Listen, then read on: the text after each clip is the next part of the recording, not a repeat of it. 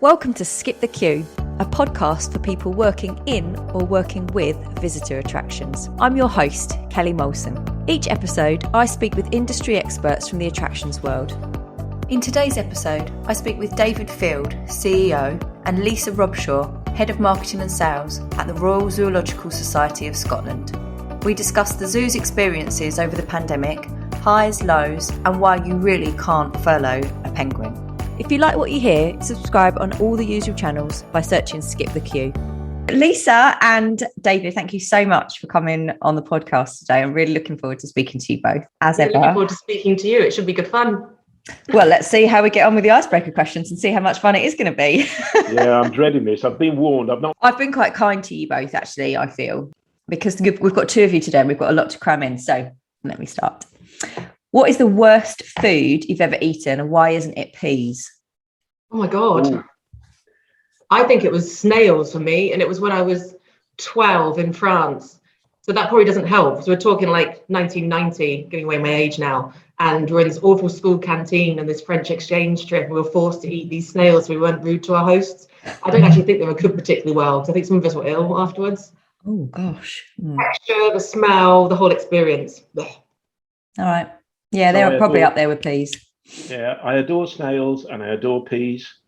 I'm not sure your listeners would particularly want to hear about my adventures when we've been out and doing field work in Indonesia and some of the things that we ate out there. But we did have to eat animals which were hunted and caught and we ate. And they were kind of animals which, suffice to say, had a very strong aroma about them. Oh. So you're in the jungles, you're surviving, and it was not nice. But it was the aroma of their scent glands which permeated the meat. Oh God. Yeah, I'm getting a really lovely image of that, David. Thank you. It makes celebrity in the jungle thing a walk in the park. You were the real celeb. Get me out of here. I really wanted to get out of there. Okay, brilliant. Thank you. Okay, to both of you, if you could have an extra hour of free time every day, how would you use that free time? I would do more moth hunting. I like trapping moths and counting moths, and I never get a chance in the morning to do that. So that's what I would do every single day if I could. Moth hunting. Okay, can we just elaborate on this? So this is a hobby of yours? Yeah, you just have and butterflies. There, it's amazing. It's the best thing in the world. And you just every night you set out this like light trap, and moths are attracted to it at night.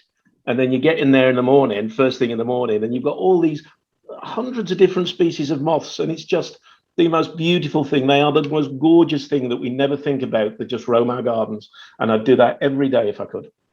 Oh, wow. I honestly have never heard anyone have that as a hobby before. That's something completely new for me. How lovely.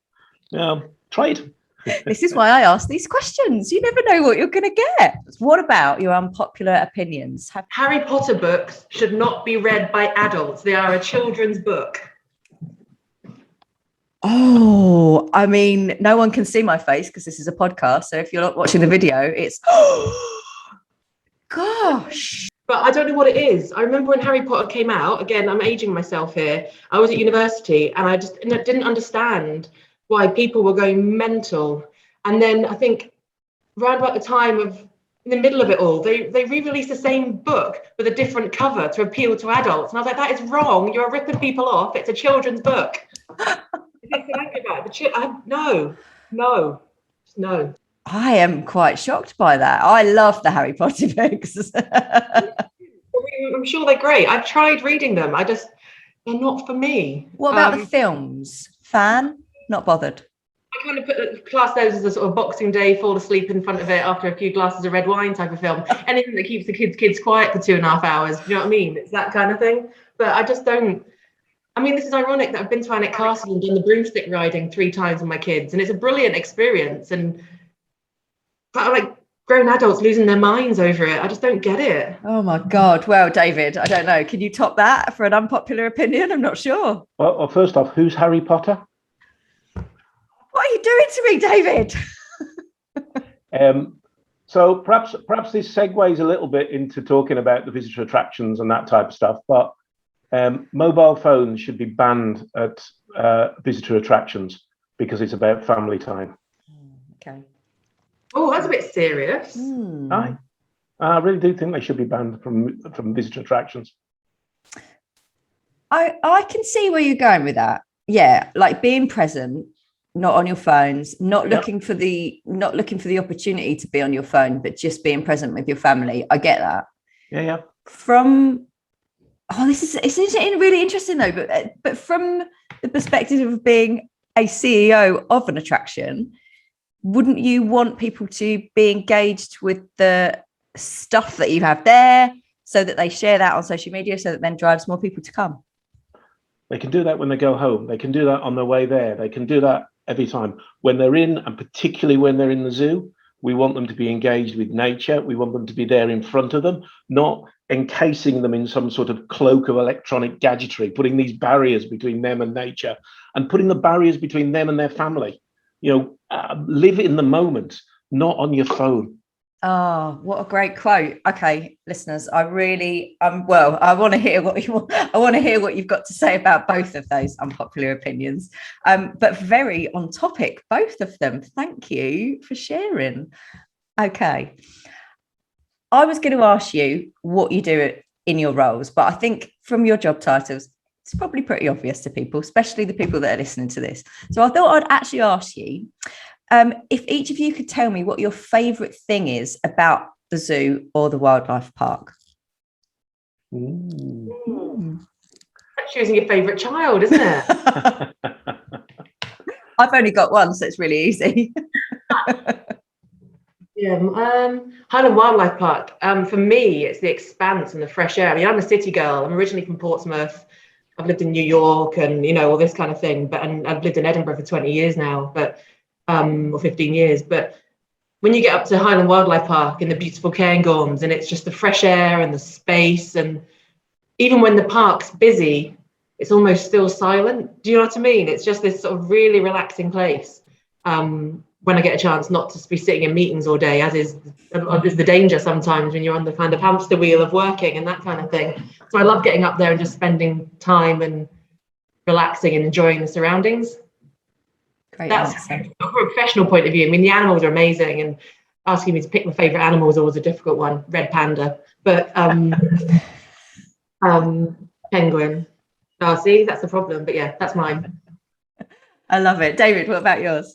So, as part of my job, and I've been knocking around this zoo world since I was 12 years old.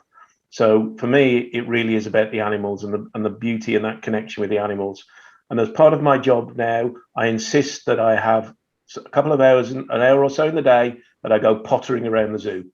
And zoo directors need to potter around their zoo, because every day, every different hour of the day, every season, there is something different going on. There's a different animal doing something different, something exciting. And my favorite animal changes each day, but I go out, and because the zoo and the wildlife park are so different, every single time you go around, that's what makes them so amazing and beautiful and inspiring and glorious, and why I've been doing this for 30 odd years.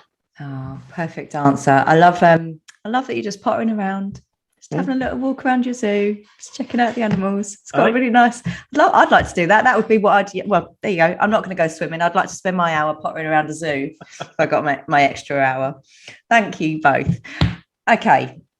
So the title of this podcast episode is You Can't Furlough a Penguin: Experiences from the last 19 months at the Royal Zoological Society of Scotland.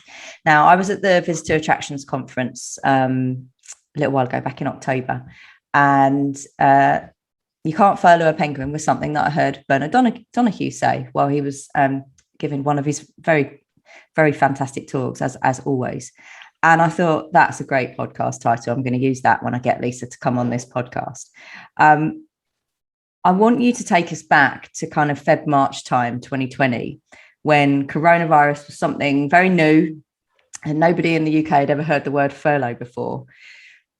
I can very vividly remember what it was like for me with a team of 7 thinking, gosh, we've got to pack up, we've got to work from home. Is anyone actually going to buy anything from us for the next year? I've got no idea what's going to happen.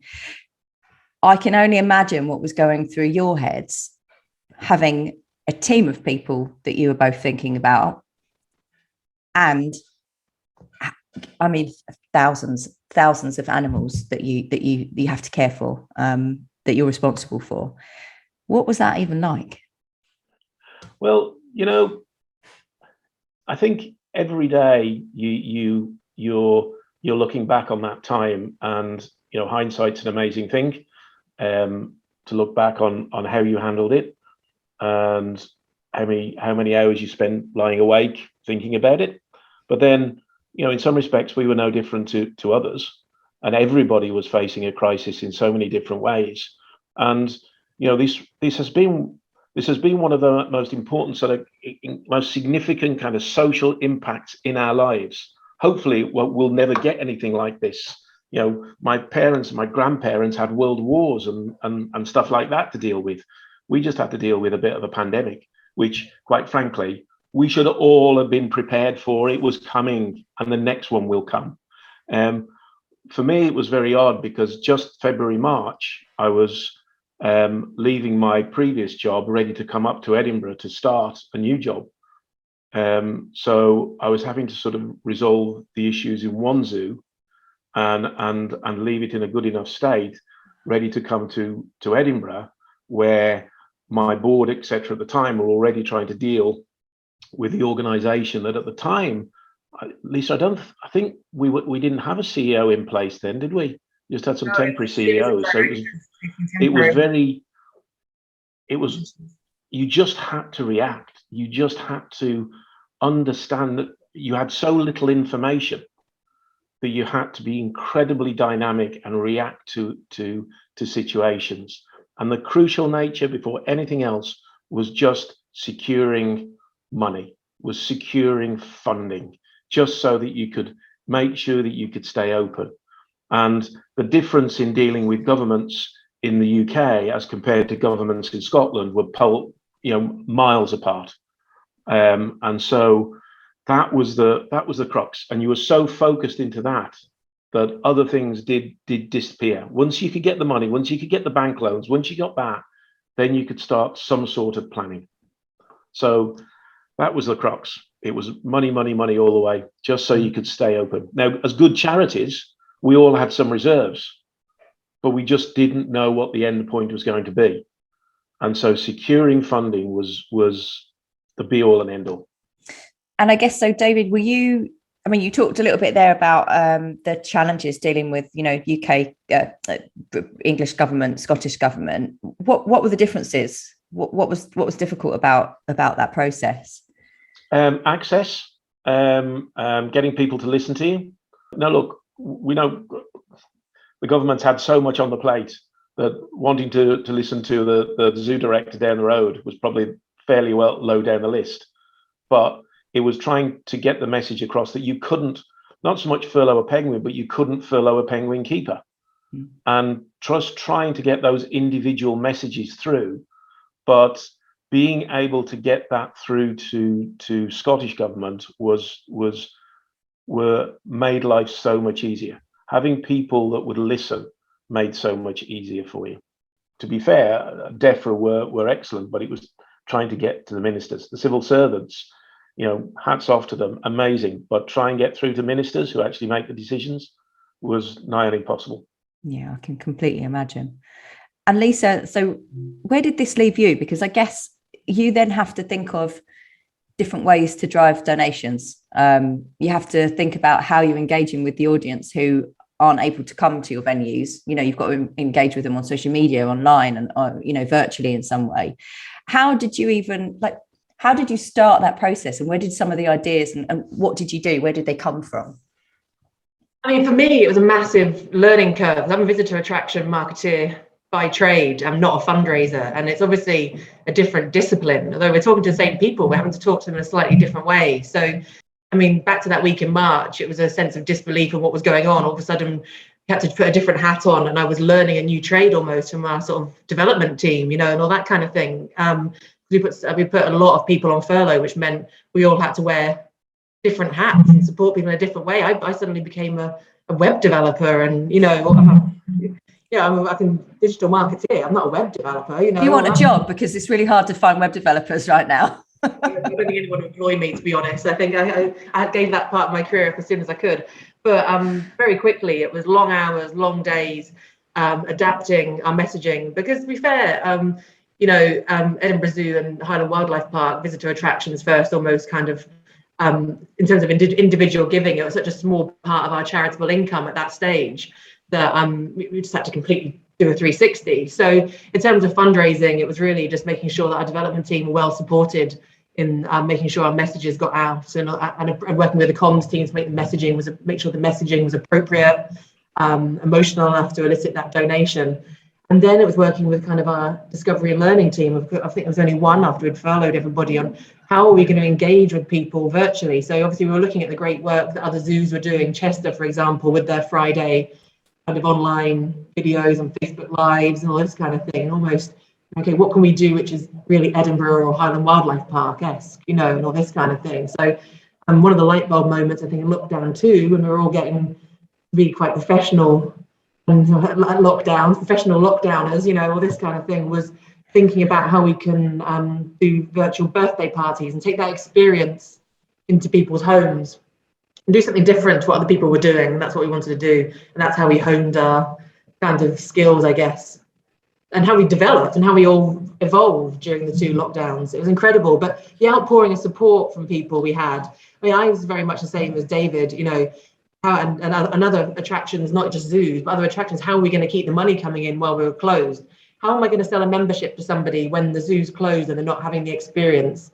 And it's things like making sure the membership didn't start until we reopened, so people felt we were getting the money at that point, but their membership wasn't starting. They were getting the added value when we opened. And our membership, the support we had from our members and our new members was just incredible during lockdown.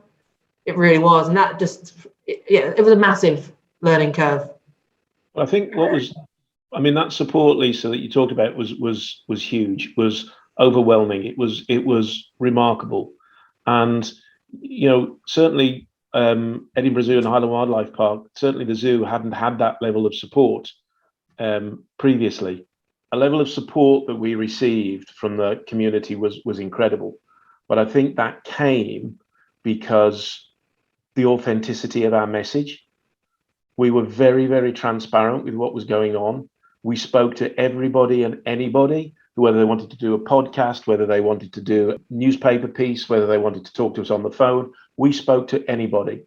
And it was the honest truth of what we were putting out there, that we didn't know what was happening day to day. We didn't know about the future of some of these animals. There was questions about our pandas. There was questions about our penguins. But we went out there and talked. We opened our hearts. We opened our zoos to information and messages. And the response that we got was incredible in terms of I think Edinburgh fell in love with its zoo again. They began to value what they might just miss. And it was about I truly believe it was the authenticity of our message and what people saw and heard from our zookeepers, from our conservation teams. And that work that the D&L team, the Discovery and Learning team, was incredible, because they didn't just put material online. They made it just a zoo visit online. They made it so interactive. They made it one-on-one. It was remarkable. It was just so exciting. I love what you said there about Edinburgh realizes what they could potentially miss, if the zoo wasn't, if it didn't exist anymore. Have you seen, since the zoo has reopened, that you're getting a lot more kind of people, a lot more local visitors? Have you seen that's kind of increased? Do people, they are really loving Edinburgh Zoo again? I think so. I mean, Lisa, you might be able to give a bit more of the kind of stats and facts of it all. I look at it from a more emotive sense, and you do just get that level of feeling that people believe in what we're doing, and they're really supporting what we're doing. But I think, one of the most remarkable things for me was when we did reopen and you saw people coming back into the zoo for the first time. And it was also a time when the families were probably meeting each other for the first time again, because we were one of the few places that were open and a few places where people could meet. And suddenly the emotion of people meeting in the place like the zoo, it was remarkable. And we tend to forget the social value of our visitor attractions for quality family time. And that period of just as we were starting to reopen, just emphasized it perfectly of how important the zoo was as a family place, a place for real quality time. Yeah, absolutely. I completely agree. And the amount of people that were coming back that were saying, I haven't been for years and I'd forgotten how wonderful it was, or it is, and you still get that. And, in the school playground, anecdotally, the mums going, oh my God, I can't believe you work at Edinburgh Zoo. You've done so much amazing work during lockdown. The kids have loved, the films and all this kind of stuff. And you just go, wow, that social value is an absolute really good point. And yeah, anecdotal evidence is that everyone did fall in love with the zoo again. It's incredible. And they're coming back in droves to show you that love now as well. Yeah, absolutely. Yeah, our visitor numbers this year have been amazing. Better than something summer 20. I think summer 2020 was better than summer 2019. But we have to or 21, sorry, was better than 2019. But we have to remember 2019 was a pretty bad summer weather-wise as well. Yeah. But I do, so coupled with bad weather with this new affection, and the fact that people haven't been able to go anywhere else. I mean, it's reaping the reward. The challenge is going to be keeping momentum going into next year when we've got so much more competition. Yeah. Absolutely. We've got to seriously up our game. When the period sort of as we were reopening and lockdowns were being lifted, so people just wanted to get out and be local. Yeah, there was a benefit there. People started to see, as Lisa said, actually this is a pretty great place. Look at all this exciting stuff that's going on. But now we've got to just keep going and maintaining that excitement and that wonderful visitor attraction element, which drives our charity mission, is essential. So, it's challenging going forward. It is. And actually, one of the questions I was going to ask you is about how you kept your team motivated through the pandemic, because like you said earlier, it's not just you can't furlough a penguin, it's you can't furlough the penguin keeper. So you had a lot of people that were still coming into work during the pandemic because there was a need for them, they had to be there. But I guess an extra question to that is, how do you now keep your team motivated to keep that excitement and keep that enthusiasm going, to keep drawing the people in again? So two different questions, or same question, but for two different situations there. Yeah, I think there's it's a really, really tough time for the staff. They're absolutely shattered. Yeah. Staff such as the keeping staff, and I mean, were coming through during the pandemic to work, so they weren't getting time off, particularly. And even now, our other teams, which are so crucial to making the place work and be a great place to visit, there's so much going on that people can't take that, struggling to take their holidays because of the momentum that's going on. So people are tired. And then with the challenges that we are getting now with trying to recruit new people where there is nobody to recruit, it is putting pressure on people. But it's humbling to work for a team like Team RZSS, because they just step up and go above and beyond constantly. And it's the belief in what we do, it's the love of the animals, it's the love of the institution that people step up to such an extent. And it's remarkable. But they are tired, and we would like to recruit more staff so that they could actually recover. We have Kate Nichols on from Hospitality UK, speaking with her next week about the recruitment challenge. So if you do have any questions that you'd like to pose to her, feel free to send them in, because I know that this is widespread right now. And if I'm honest, it's not just the attractions industry. No. We're struggling ourselves. Like I said, no jokes aside, if you have got web development skills, hit me up. It is a huge challenge right now. And like you said, people are really, really tired. So there's still a long way to go to get everyone motivated and to keep everyone going. I really hear you on that. Lisa, I want to talk a little bit about what you said earlier about the birthday parties and some of the things that you did in terms of engaging with your audience while you couldn't open the zoo. What will you still carry on some of those things? And if so, are there any new things in development or anything that's coming up that you're quite excited about that you'd like to share with us? Yeah, I mean, the demand for the virtual birthday parties has obviously waned now, and actually they'll always be secondary to trying to get these groups of kids into the zoo so they can actually, like David say, get close to nature and sort of be around the animals. That's our number one reason for being, really, in terms of engagement. But that was great to see the reactions and all that kind of thing. Not only because we tested it on my own 6-year-old who had a second lockdown birthday, but also just the demand, and people by that point were wanting something different for their kids. That was great. I mean, one of the things I loved was the amount of companies that came out and actually wanted to work with us, and companies that traditionally the zoo have worked with kind of on a sort of cursory ticket selling level. So hotels, for example, we had so many hotels that wanted to come and work with us in a completely different way. So one hotel wants to do a giraffe themed bedroom, and a certain percentage of the room rate would come to the hotel, to the zoo. So, I mean, I'm under no illusion a lot of that was for PR and unusual ideas, but never before have we had hotels being that actively courting us. The big one is the Waldorf Astoria, the 5-star sort of Waldorf Astoria hotel, more sort of known as the Cali here in Edinburgh, and they did a zoo themed afternoon tea. And every £5 from every afternoon tea that they sold came to the zoo with an option to top up to another £5 donation. And I think it was 3.5 months that was for sale with, just as we were coming out of lockdown. So you could get home delivery or you could get the whole Waldorf Astoria experience. And they raised £8,500. Wow. So you work out how many they sold. And that was a partnership we would never have had the opportunity to do had lockdown and COVID and the pandemic not happened. So that was fantastic. So moving forward, I'm really looking forward to working with loads of other different companies, over the next year or so. We've started that initiative with our art trail that we're doing next year called Giraffe About Town. So this is one of the wild in art trails. You might remember things like Cow Parade. Here in Scotland, we have the Woolly Bucket Trail, but they're popular all around the country.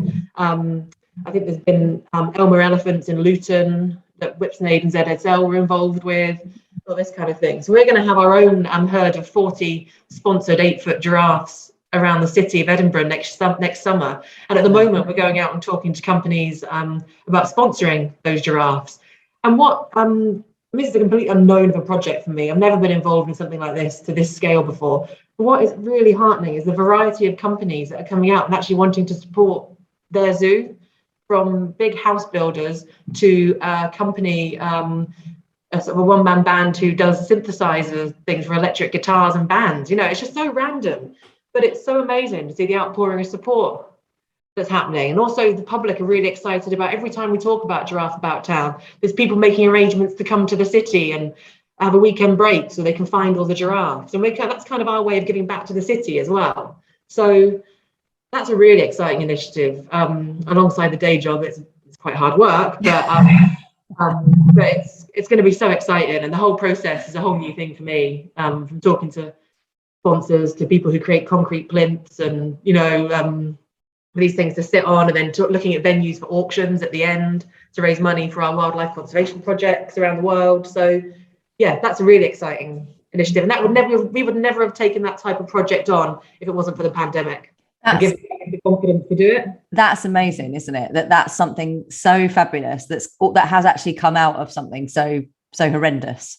I don't have a lot of grey hair by the end of it. As grey as I am already, but already I get quite emotional thinking about what the end result's going to be, and from people sort of companies actually getting a lot of extra PR and marketing value out of working with us, to people having a great time around Edinburgh and exploring parts of the city they'd never have explored, trying to tick off all their giraffes, to the impact we're going to make at auction with real money for charity. It's quite exciting. It feels like people want to take ownership of an experience in some way. They want to be part of it, not just come to visit. They want to be part of that for a longer period. Do you know what I mean? Like, you come and visit the zoo and then you might adopt an animal, but actually being part of the walking trail, that's really kind of embedding yourself into that experience. Something that Gordon and I discussed actually on when we had it on was the desire for more personalized experiences, that people want to do things that are not just the norm now. They want something that's really kind of tailored to them. Have you seen an increase in demand for your zoo experiences this year? Yeah, massive demand, to the point where, we're getting so booked up in advance. It's great, but it almost gets to a situation where we can't fulfill some of them. So we're having to manage that really carefully to make sure that we don't lose the sale, but we're also managing people's expectations. But people want that experience, and if nothing else, the pandemic sort of reignited that passion.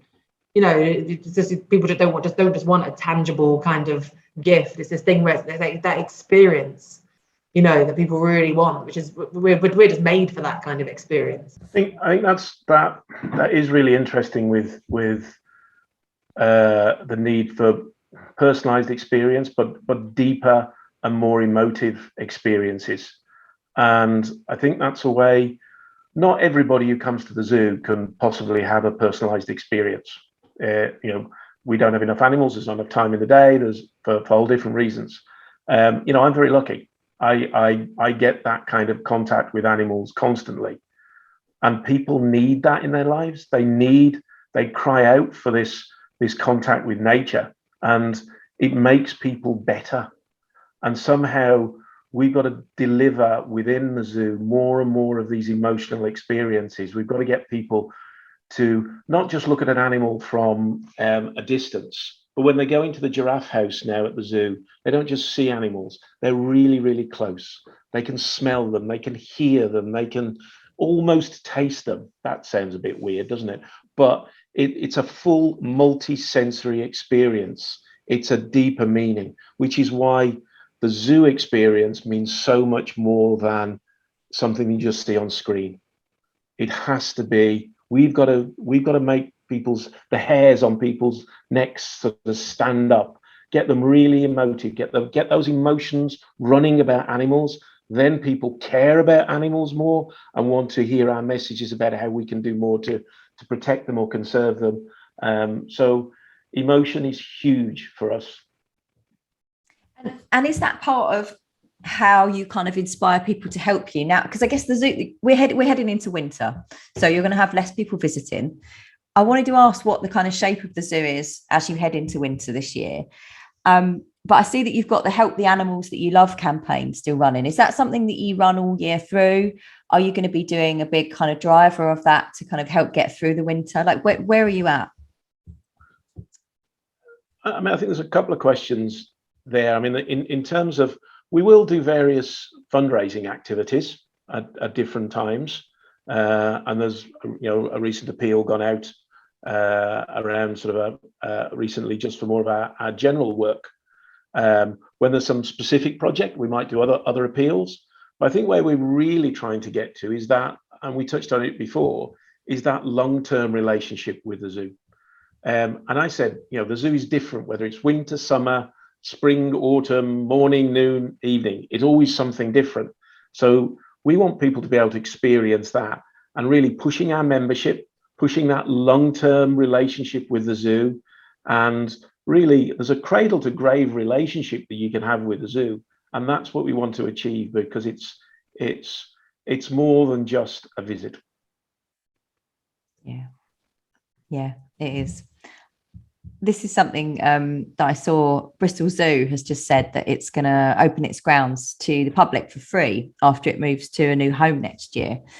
Now, circling back to what you said earlier about the zoo really being at the heart of the community and people falling back in love with Edinburgh Zoo, do you have any more initiatives to kind of connect with that local community, aside from the walking trail that we've just discussed, which I think is an absolutely wonderful way of connecting with the local community? Have you thought about anything long term for the zoo where you get more of the community engaged with it?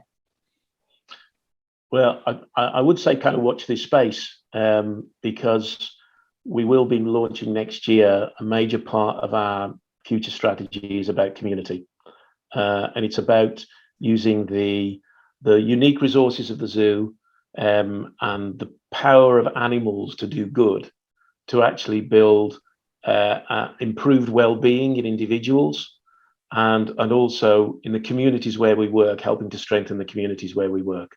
That's really powerful for us.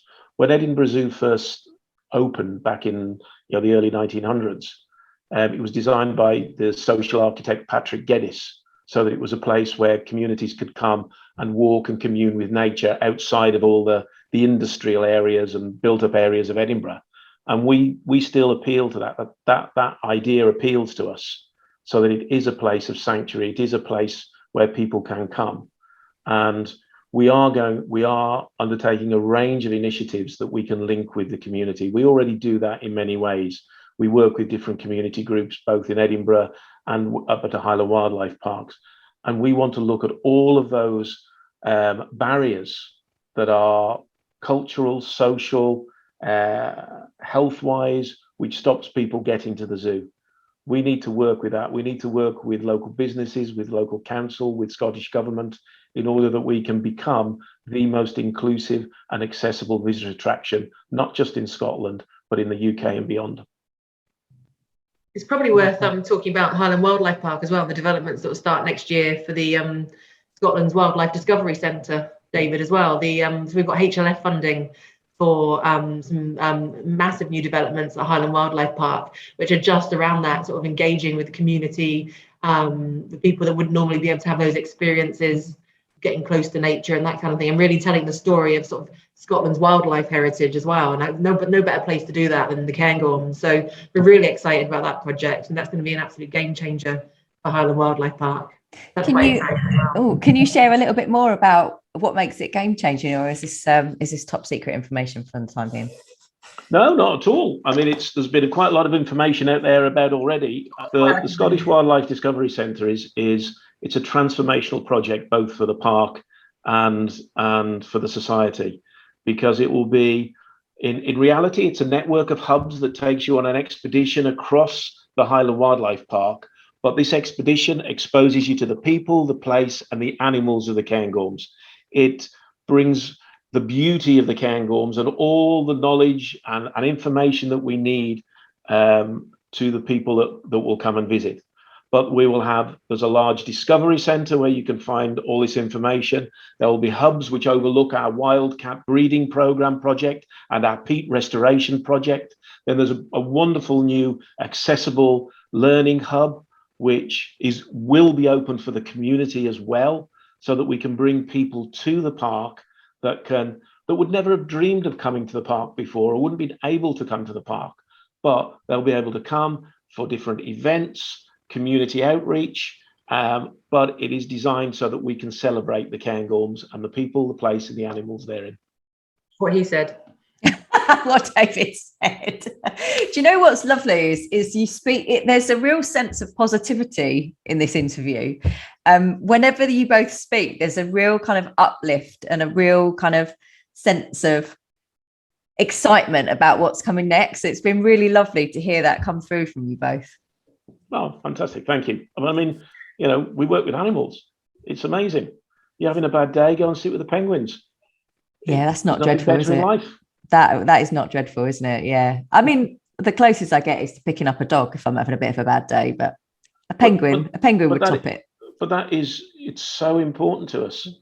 And, it's not a trite statement, but we know that people just visiting a zoo, your stress levels just go down. We know that. We know that again, it's that quality social time, it's memories, it's access to nature. All of this is important for us from so many aspects. And the power of animals to do good is it's beyond. They're amazing. I couldn't have said that any better myself, David. I totally agree with you. Thank you both for coming on the podcast today. I always like to end our interviews by asking if you have a book that you would recommend to our listeners. So it could be something that's helped you in your career. It could be something that you absolutely love. It's definitely not going to be Harry Potter. We know that.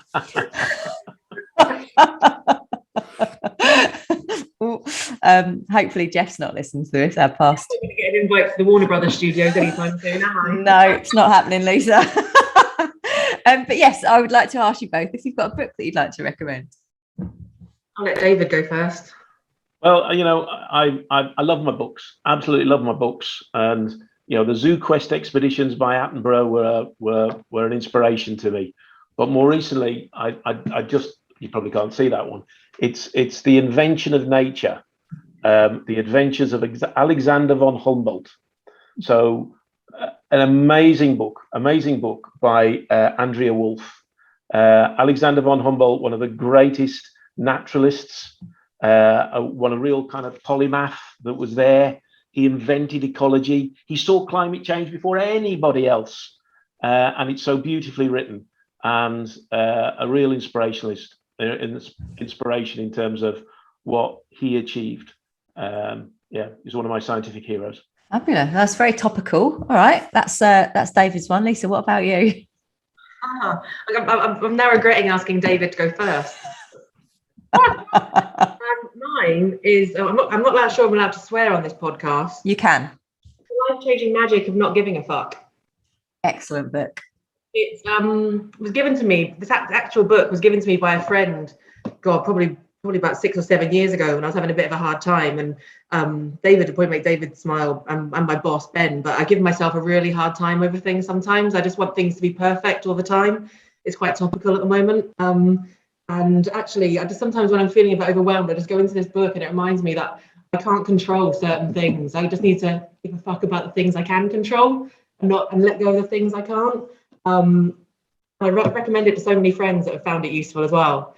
I know Ben, my boss, would probably want it to be like a bit of a marketing book that I'm recommending or something like that, but I've really let him down because he likes a marketing textbook. But this is well worth a read. I have read that book. It is an excellent book. So basically what we're recommending is grab a copy of that book, head to the zoo, go and sit by the penguins. Life will be sweet.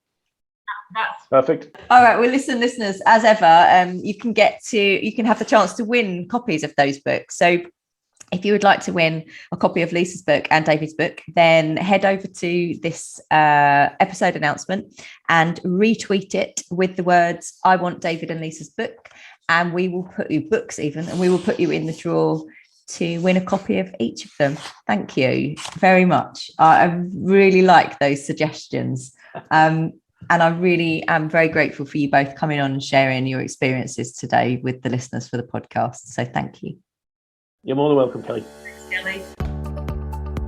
Thanks for listening to Skip the Queue. If you've enjoyed this podcast, please leave us a 5-star review. It really helps others find us. And remember to follow us on Twitter for your chance to win the books that have been mentioned. Skip the Queue is brought to you by Rubber Cheese, a digital agency that builds remarkable systems and websites for attractions that helps them increase their visitor numbers. You can find show notes and transcriptions from this episode and more over on our website, rubbercheese.com/podcast.